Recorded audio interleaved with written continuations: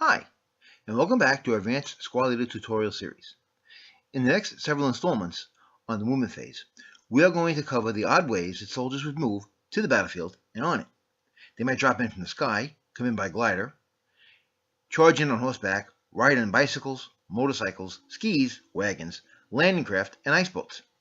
In this segment, we are going to cover the parachute. In order for a parachute drop to occur, the weather has to be clear, mud, mist, gusty, or snow. There cannot be any falling snow, and wind direction should be determined even if there is no wind. The first step is to organize the troops that are dropping in by parachute. They drop onto the board organized into wings of 5 sticks each. Each wing except one must consist of 5 sticks. Each stick consists of one 5/8 inch parachute and possibly one 1/2 inch parachute. Each 5/8 parachute represents the personnel in that stick, which could be an MMC and/or a single-man counter. The 1/2 inch counter represents a support weapon, which has to be dropped dismantled if possible. The parachute counters are used to represent the counters dropping, so that the defender does not know what is entering, but they give no other concealment benefits. Prior to all setup, the parachuting player picks a drop point for each stick. In our video, these drop points are represented by the no-move counter seen. Each drop point must be at least 5 hexes from every other. During the rally phase, the parachuting player rolls 1 die.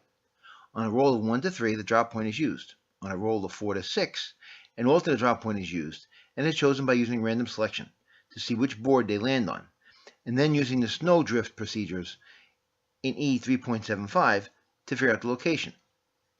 Now we will go through with the 3 sticks of Americans from start to finish. We will set up 3 wings of sticks. We only have 13 multi-man counters landing. So we have 13 5/8 inch parachutes that will be landing. We also have the 3 drop points selected, and now we roll. The first wing rolls a 1, so its drop point is good. The second wing is good with a 3. But the third wing, which only had the 3 sticks in it, misses with a 5. So now we have to figure out the new drop point for wing 3. First, we do random selection to see which board they will land on. We have to include the original board as well. The random selection rolls are shown, so our wing of 3 sticks will land on the other board. Then we pull a random drift counter and use the letter in the upper left-hand corner to see which hex row will be the starting point for this wing. In my edition of ASL, the drift counters are located on the back of the boats shown. This one has an L in it. We place the new drop point in the L hex row on the 5 spot, and now we do direction and distance like we did for artillery. The dice roll is shown. Now this is the new drop point for our wing. We will carry out all the following landing procedures here instead of our intended drop point. Each wing is now placed on each of their new drop points by placing 1 stick on the point and then putting 1 stick above it and below it, like so, until the entire wing is placed, with the drop point being in the middle of the wing. I have placed units on the board for explanation purposes, but in the game, you'd only see the parachutes. Next, any ground units that the moving side possesses conduct their movement phase. Once their movement phase takes place, the parachutes are subject to drift. This is done by direction and distance dice rolls, just like we did in our artillery segment and like we did with the lost wing before. The colored die shows the direction, and the white die shows distance and hexes in that direction. Certain nationalities have modifiers for this, but the Americans do not, so it's a straight roll. Once the drift is done, the parachutes are adjusted for the wind and direction as follows.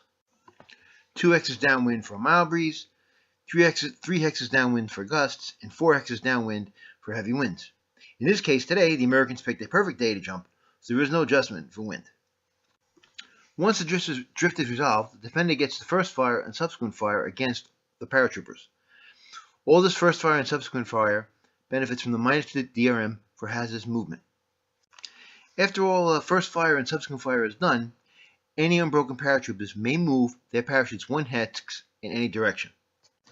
The paratroopers then land in the base of their new hex. From this point, the paratroopers then become known enemy units. After all the dice rolls for injuries are done and all the landings have taken place, the paratroopers are subject to normal final fire with normal line of sight rules in effect. In essence, they have just landed and are now ground troops. The paratroops that have just landed cannot conduct any advancing fire and are not subject to route rules. They also cannot advance.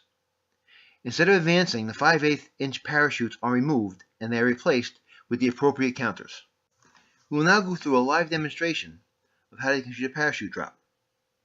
Just remember there are certain rules for certain nationalities, so please refer to the rulebook for that. But this will show you the mechanics of how a parachute drop is done. Hi, we are going to conduct a live parachute drop for Advanced Squad Leader. The no move point in the middle marks the drop point that the moving player had designated before all play began.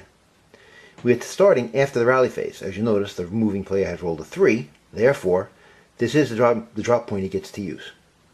So the first thing he's going to do is place down his wing of parachutes, as so. C goes there, B goes there, D goes here, the A goes there, E goes here, and the little chute goes there with the E. Now during the movement phase, and after all other non-parachute units have moved for the moving player, they're going to be subject to drift. Now, the first unit is going to direction 1 for 6. 1, 2, 3, 4, 5, 6. The second unit, direction 5 for 5. Let's see. Is this way. 1, 2, 3, 4, 5. The third unit, direction 3 for 3. 1, 2, 3. The fourth unit, direction 4 for 6. 1, 2, 3, 4, 5, 6. And the last unit, direction 6 for 2. That's the machine gun actually, 1, 2. And now the infantry, direction 3 for 1. 1, 2, 3. Now, at this point, they will be subject to all the first fire, etc., from the defender during the movement phase. After all that is done, now the parachutists land.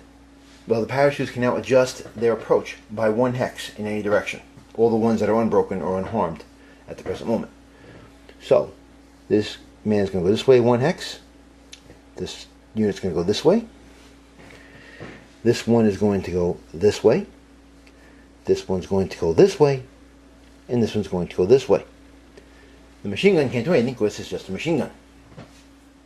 Now at this point, all the units become known enemy units, although they're not uncovered yet, and they are subject to final fire with all the normal line of sight and obstacles, etc., and are no longer moving. In return, they do not get an advancing fire phase, nor do they get an advance phase. In essence, what's happening is they're collecting their equipment and getting ready. During their advance phase, the parachutes are replaced by the appropriate counters. So, the A counter is removed, placed with him. The E counter is removed and replaced with him. The B counter moved and placed with him. The C counter is moved and placed with these two guys, because one's leader. And the D counter is removed and placed with him. The machine gun is not replaced because obviously it's just a piece of equipment. It won't be replaced until someone finds it. You have conducted your first parachute drop in Advanced Squad Leader. This concludes a presentation on paradrops in Advanced Squad Leader. I hope you enjoyed it and found it useful. Drop us a note and tell us how you like the new format with live presentation at the end of the video. If you like this video, like us on YouTube and subscribe to our channel. If you have any thoughts, questions, or suggestions, drop us a note in the comment section, or you can contact us at jdhobbies@live.com, www.antoinetteHobbies.com, or to get a look at our store, do a Google search for J&D Hobbies Massapequa Park. Keep your suggestions coming for new topics, and like always, thanks for watching.